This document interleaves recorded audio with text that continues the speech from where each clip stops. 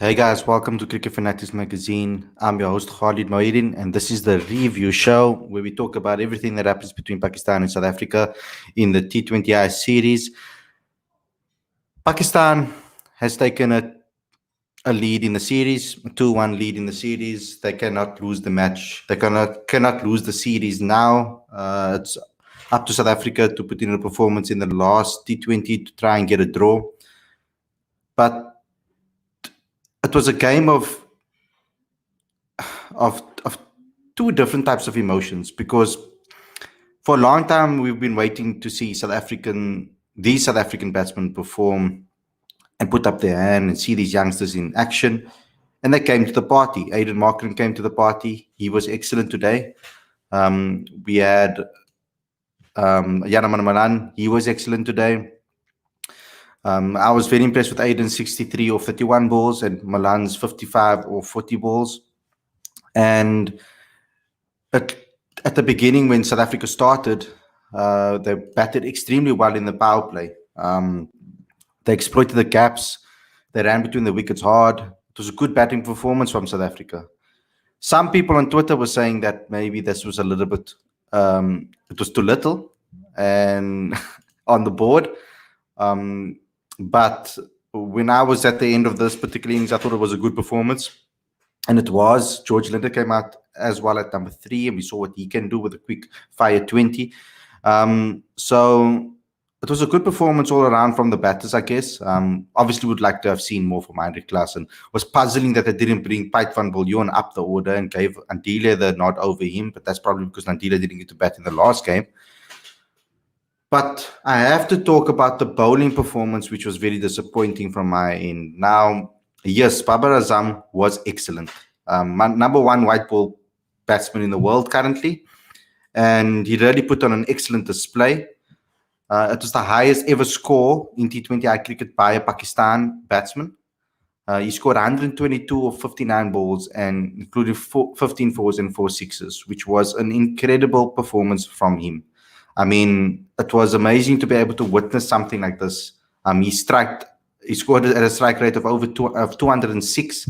So it was excellent. And I mean, his innings were so good, it was overshadowing Mohammad Rizwan's innings, which was 73 runs or 47 balls with 5 fours and 2 sixes.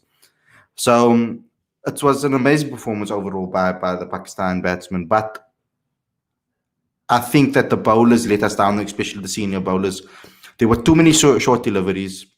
There were too many loose deliveries that Pakistan were very risky players, especially Babar Azam, very risky player, and also Rizwan, quite a very tricky batsman to turn things around the corners, etc., and he plays power hitting games.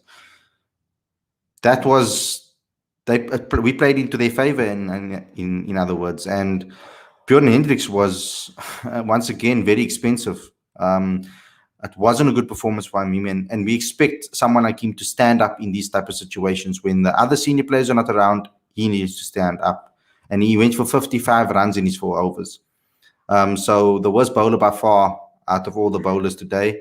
Tabraiz Shamsi wasn't too good either. He went for an economy of 13 and 39 runs in his 3 overs. But ultimately, it is not a very good bowling display. Not enough Yorkers bowled, not enough slow deliveries, not enough variations bowled. But I'm going to get Paul on the stream so that he can give his sides, because I know that he would also be quite disappointed by this performance, I'm thinking. But before we bring him on the show, please subscribe to the channel and click that notification bell for all future videos, please. So let's get Paul on the stream. Paul, I'm angry. I am livid. Largely at Klaasen and as well as Mark Boucher. I do not know what thing they're trying to do or what thing they're trying to play at. How are you going to leave the man with the most wickets in the side, the most senior bowler in the side, and not play him when you need wickets? I get at the Wanderers on Sunday or whenever on Wednesday when you bowl them out and you don't need them, that's fine. Allow the youngsters, but you need to buy a wicket. And you can't even buy, even if you've got all the money in the world, and you don't play and you don't bowl Andile Phehlukwayo. Are you carrying him as a passenger now? Like, what is this? And the fact of the matter is, we can't shift the blame between Klaassen and Boucher, because Boucher was sitting on the boundary for the entire game, in the entire innings, for about 15 overs. So he could have sent a message over to say, give Andile a ball. So what's Andile doing there? What is he doing? If in the most incredible innings I've ever seen in my life against South Africa with Babar Azam today. And kudos goes out to him and Mohammad Rizwan, who just laid into what I don't even know what that was, but the bowling in the series hasn't been that great. And let's talk about that across both sides.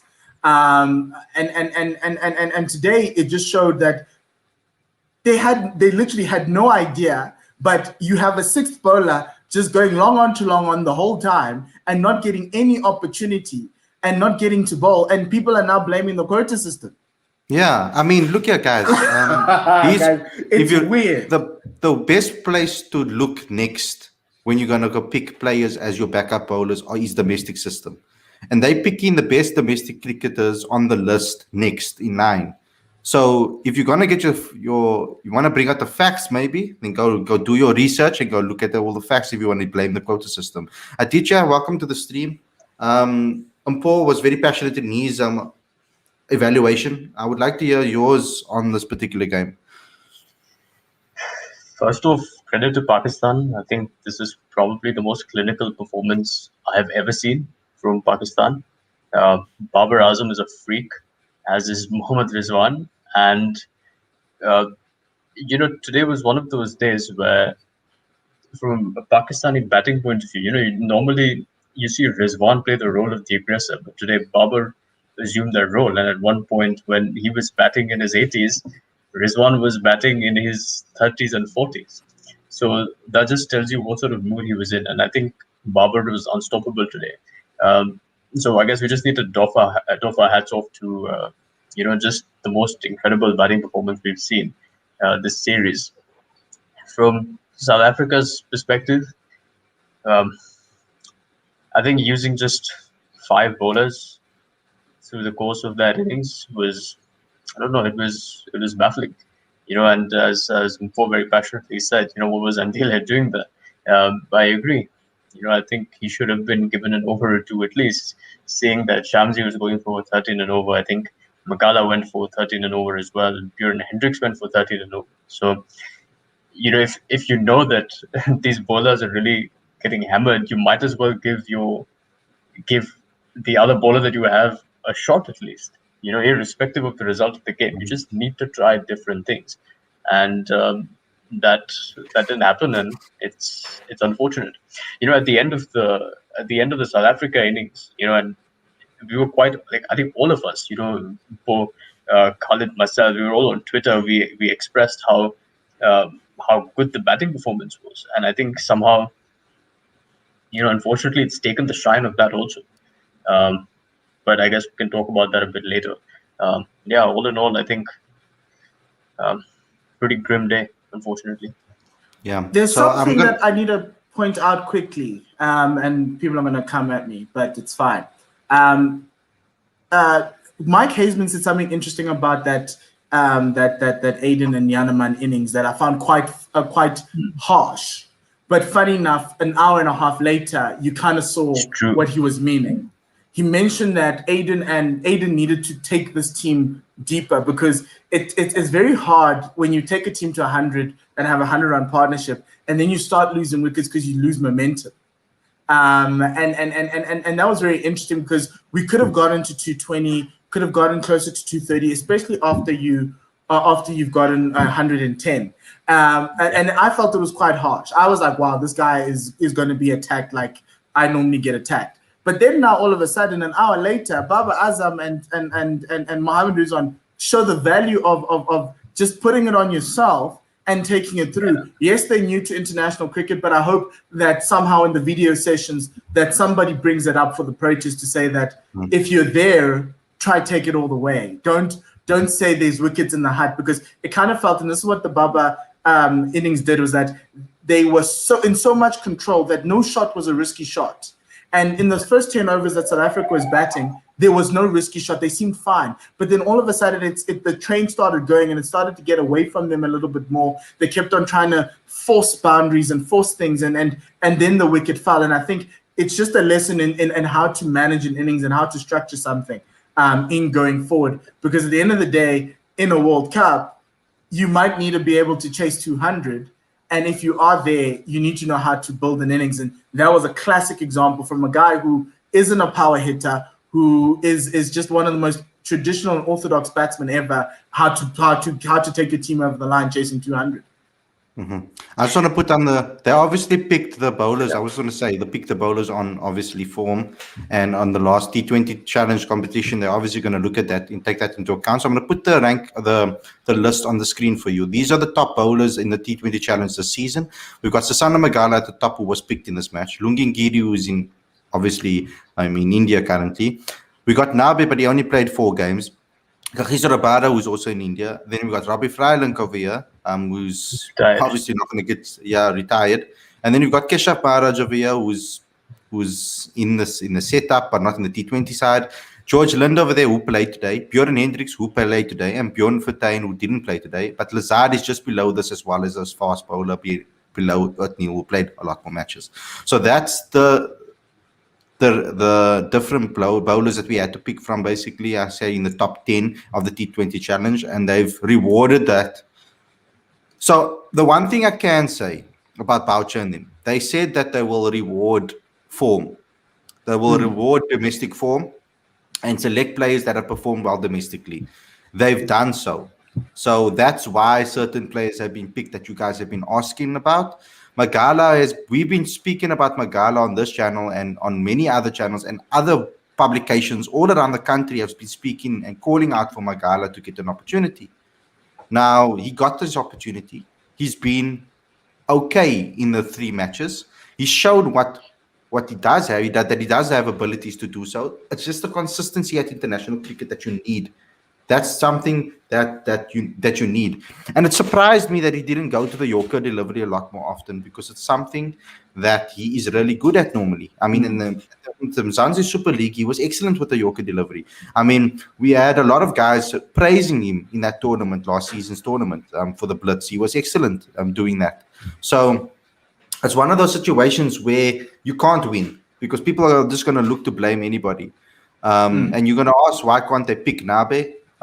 Because Nabe's never been in any of the squads for the Proteas. They're looking at the guys that are more experienced, and they're looking for someone that can inject some experience into the team. So that's one of those things. Aditya, you wanted to say something before I spoke about that? I just wanted to add on to what Paul said about Mike Haseman's analysis of Markram and Malan. And personally, I thought Markram was trying to accelerate.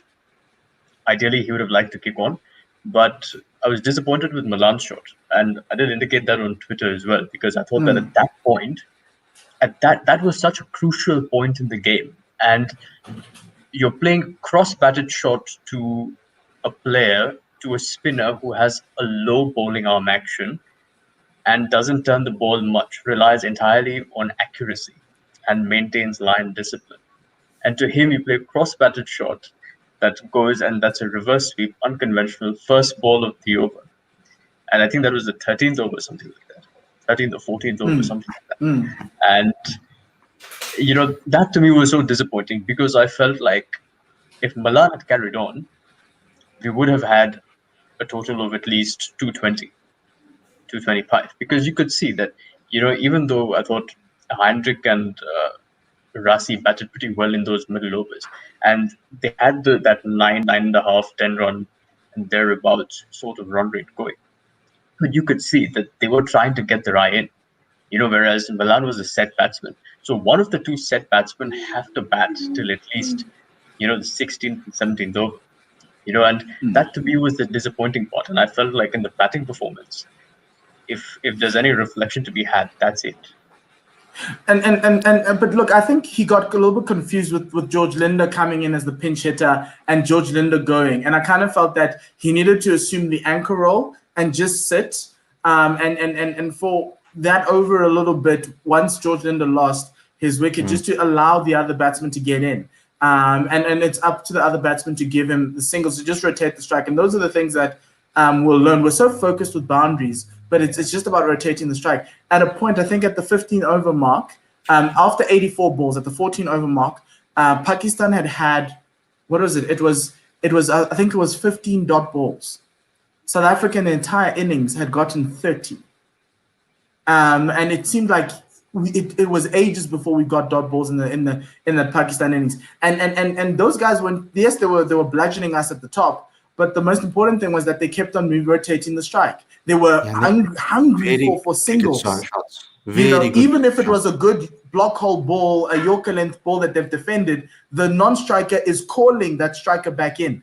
And those are the things that turn you from a good team to a great team. And right now, Pakistan's batting attack is incredible. The fact that you've got Babar Azam sitting in there and he only scored 8 runs out of that 203 is an indictment on South Africa, but a massive appreciation and a massive mark on where Pakistan are. And you've got Hafiz coming in at 4.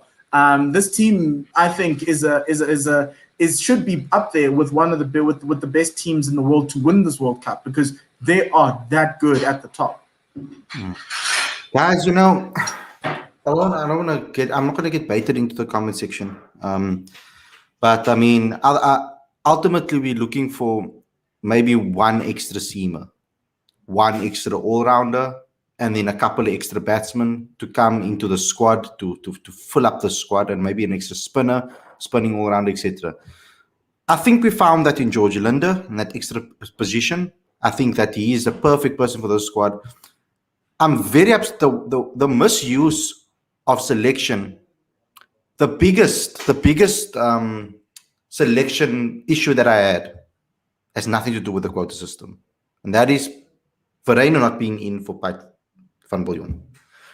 That was the biggest blunder, I feel, by the selection panel and about Cricket South Africa, and about not by Cricket South Africa, but by Boucher. And that has nothing to do with the quota system. I still believe that Andile, when he's on form with the ball, yes, every player goes through a dip, but he was our best bowler in the 2019 World Cup, and nobody can deny that. In the 2019 World Cup, when all the senior players were injured and out, he was our best bowler. I mean, that is something that should count for something. He has performed in big moments, and we just needed to do it again. It was a blasphemy that they didn't play him today, that they didn't bowl at least one over. It was a complete blasphemy. Because, I mean, at least 2, give him at least 2 or 3.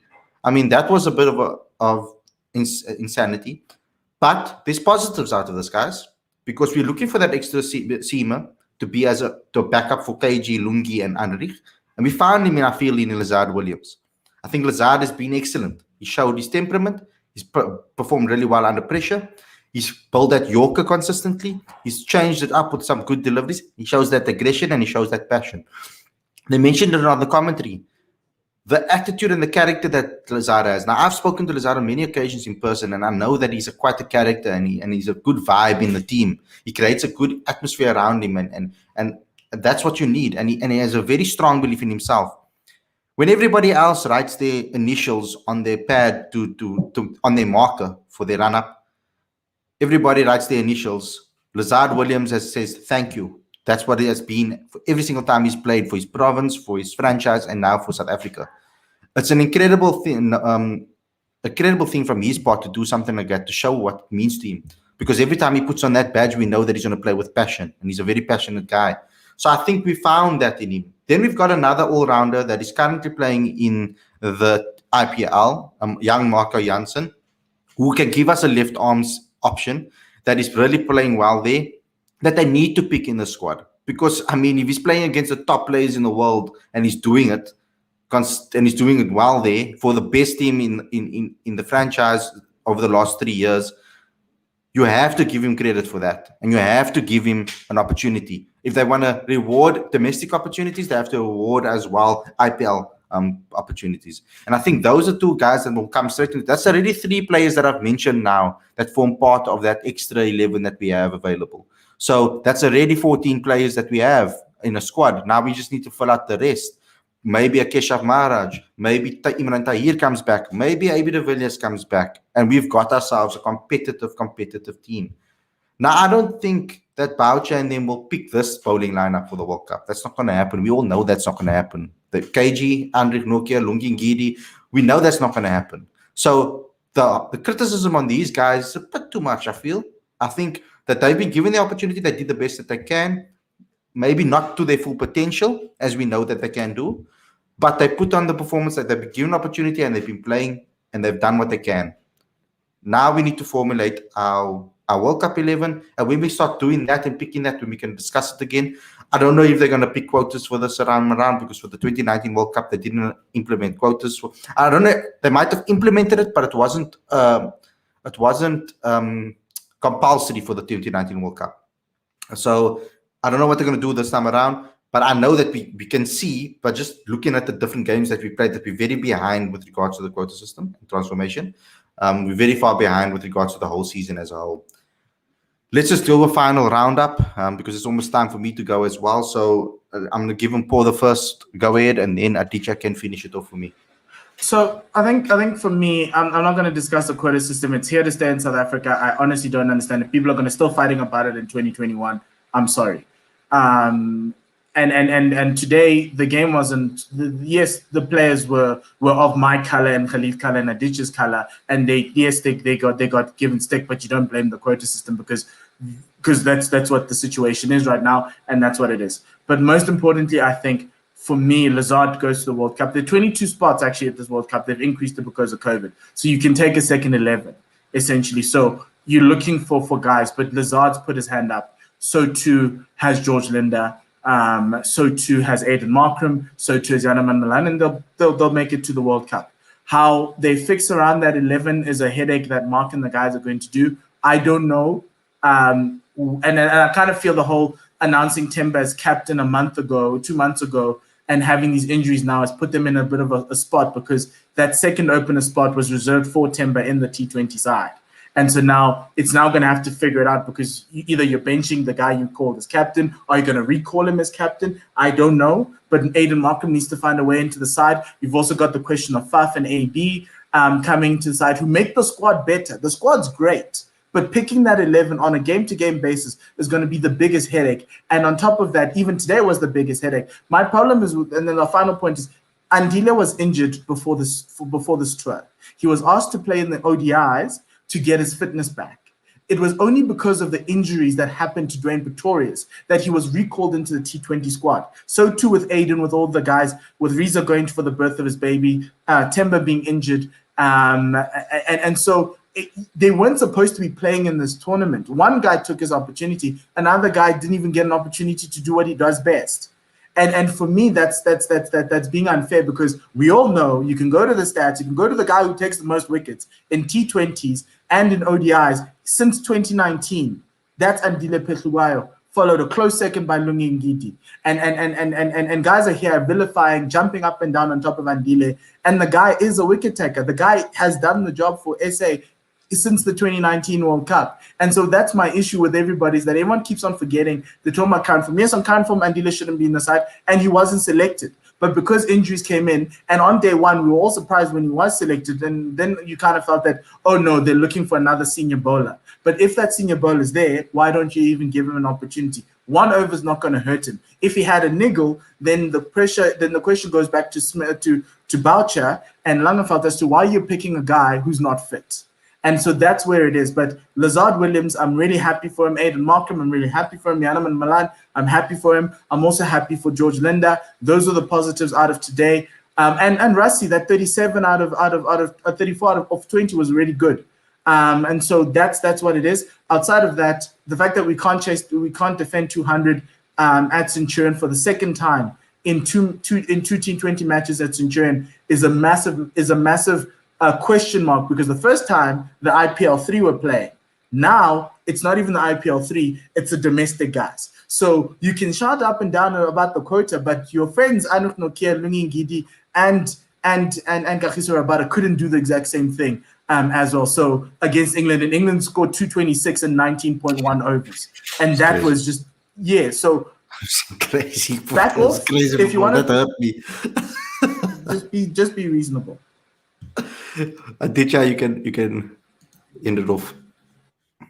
Yeah, I agree 100% with everything that Impo just said, and I think he's covered everything with respect to the World Cup. So I won't really talk about that. But what I will say is that I think this is a period of reflection that the powers that be in Cricket South Africa uh, need to really undergo, because I think at the end of the CSA T20, we were all on the podcast, and we said that there is a gulf between the standard of CSA T20 and international cricket, as well as CSA T20 and other T20 leagues in the world. And the focus right now needs to be about bridging that gap, because the bowling since that third ODI has been exposed. And I don't think there's ever been a time where we've said that South Africa is struggling to produce quality bowlers, or bowlers who can really notch up this, who can crank up the speed. So I think that's something that South Africa needs to focus on.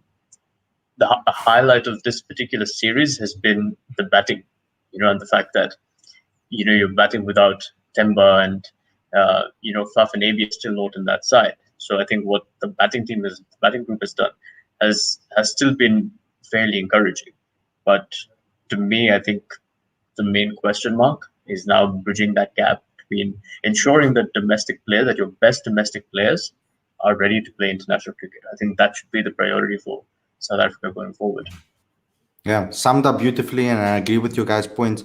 We will do more shows on this, of course, to chat about it as we go along. We will get closer and closer and closer to the World Cup and start talking about these teams. Thanks a lot for everybody for tuning in. Thanks a lot, Mpo and DJ, for coming on the show, of course. Don't forget to subscribe to this channel, click that like, comment, and share this video so we can get into other people's recommended feeds, of course. Go download the latest issue of the magazine. Very important points that were made and stories told in that particular magazine about the school system in South Africa, and also what we can learn from Aditya's article about the Indian system as well. So it will paint you a little bit of a picture of where South Africa is and what we have to deal with in this country, and where the strengths are and where the weaknesses are. It will paint you a holistic picture of the school system in South Africa and the talent in this country.